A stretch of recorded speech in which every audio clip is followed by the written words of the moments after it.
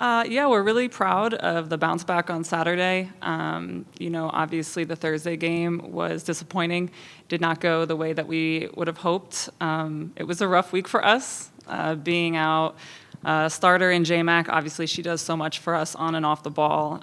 We had another player out and some sicknesses, some players throwing up the whole morning before the game, and so just some obstacles we had to overcome there. I thought FIU came in and really played hard for 40 minutes, stuck to their game plan, and we just couldn't quite find our footing with so many different pieces and combinations of players playing together that never normally played together. We just couldn't quite get through the final minutes of the game there. So that's always disappointing, but for us, there was a lot of lessons to be had there going into Saturday. Let's talk about some of the post play, specifically from Maya right now. Double digits, I think, in 6 of the last 7. She had the huge game at Louisiana Tech for us. Just talk about her growth so far this season from last year. Yeah, her growth has been tremendous. We're really, really proud of her. I think she's starting to really buy into her role. The thing about Maya is she is so coachable and she makes immediate adjustments, which oftentimes you don't see in players that age. So I think her growth is just beginning to show, and I think it's going to be a great season for her. Even on Saturday, with limited minutes being in foul trouble, she had double-digit points in just maybe 13 minutes. And so she's very efficient right now. She's really locked in, and I think you can see her game maturing over time. Talk about Kiana's efforts improving down in the post, and then Angel as well. We know she missed first half of the season with injury. She's just getting back into the fold. How those two are progressing as well with Maya.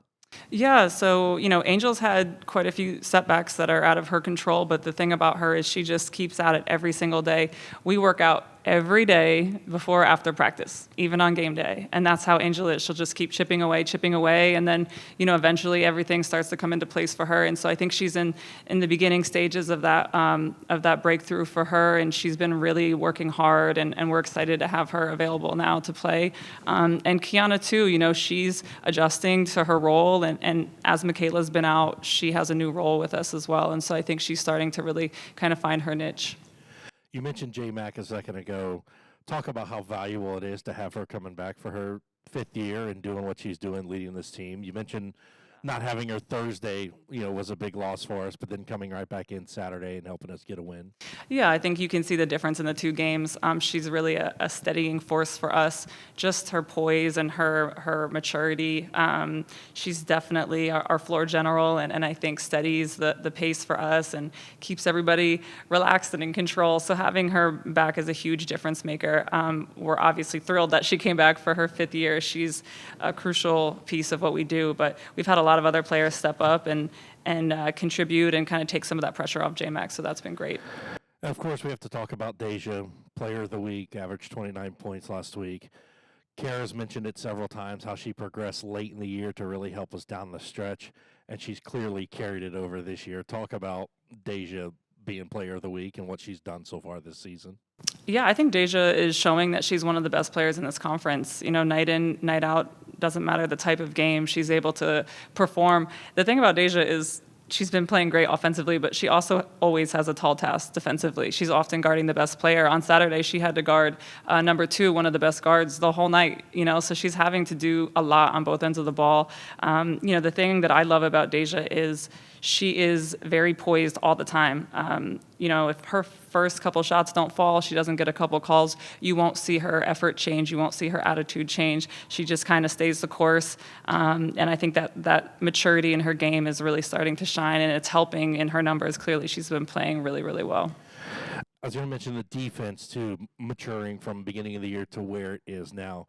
What can you see this defense doing as we keep progressing throughout the year? Yeah, I think our girls have done a great job really buying into our scout defense, and it's a lot of effort mentally to prepare for the teams and to learn their scouting reports, but they're really invested in that, and I think that plays a big difference. And we've started to change up our defenses as well, and that's kind of a new thing we started to do since conference play started, and they've adjusted and bought into that, and I think they like it. It's a little more free than we've played in the past, and they like that, just a chance to be aggressive, and they enjoy that style of play. First conference road trip was the toughest with the 2 preseason favorites. Now it's the longest, going to UTSA and UTEP. What can you tell us about those 2 schools? Yeah, it is the longest one. We're really excited that this is our bye week and that we have a chance to recover and heal. Like I said, we were really banged up last week, so this couldn't have come at a better time. Going into this trip with two good Texas teams, UTSA arguably has the best player in the conference right now. She's going to be a handful for us. So figuring out a way to stop her is going to be key. I think that their record is not indicative of how good they are. They've had a lot of really close games, and they're right there. So that's going to be a task for us. They're a very good rebounding team, which obviously we struggled with. We've been talking about that a lot the last week or so. And then UTEP is just such a difficult place to play. I think this is one of the best teams that they've had in a long time, and their crowd really makes it difficult, but it also makes it really fun. So we're looking forward to the trip.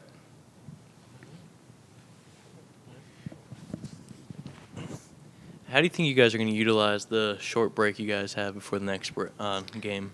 Yeah, it's a blessing. Like I said, right now a lot of aches and pains like all teams, but it's coming at a good time.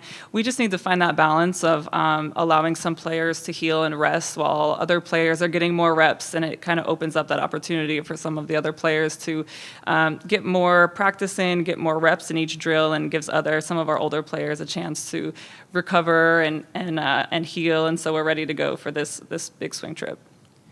This team knows what it takes to win a conference championship. How do you guys feel you're performing compared to where you want to be?